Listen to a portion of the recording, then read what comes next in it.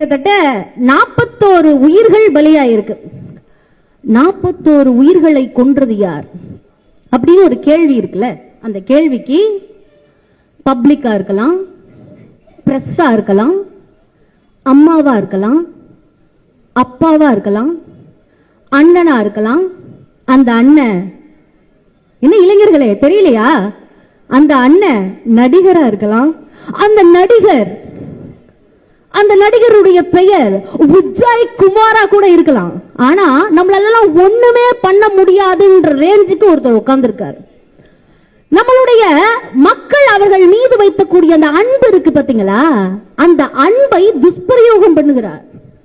இவ்வளவு அன்பு மக்கள் நம்ம மேல வச்சிருக்காங்களே, இதை எந்த அளவுக்கு கட்டுக்கோப்பா வழி நடத்தணுங்கிற அறிவையும் அனுபவத்தையும் திராவிட முன்னேற்ற கழகத்திலிருந்து கற்றுக்கொள்ள வேண்டும் மக்களே. அப்படியாக மக்களை மிக எளிதலாக அவங்களுடைய கவனச்சிதறல கொண்டு போறார். எல்லா கட்சியை பற்றியும் பேசுறதே கிடையாது, திமுக பத்தி மட்டும் தான் பேசுறாரு. ஏன்? அவருக்கு அரசியலில் இருக்கக்கூடிய முக்கிய புள்ளிகள் எல்லாம் வேண்டும், அதை எடுத்து வைத்துக் கொண்டு வாக்கு அரசியல் பண்ணி கொண்டு இருக்கிறார். அதனாலதான் திருப்பரங்குன்றத்துல கூட அமைதியா உட்கார்ந்திருந்தார்.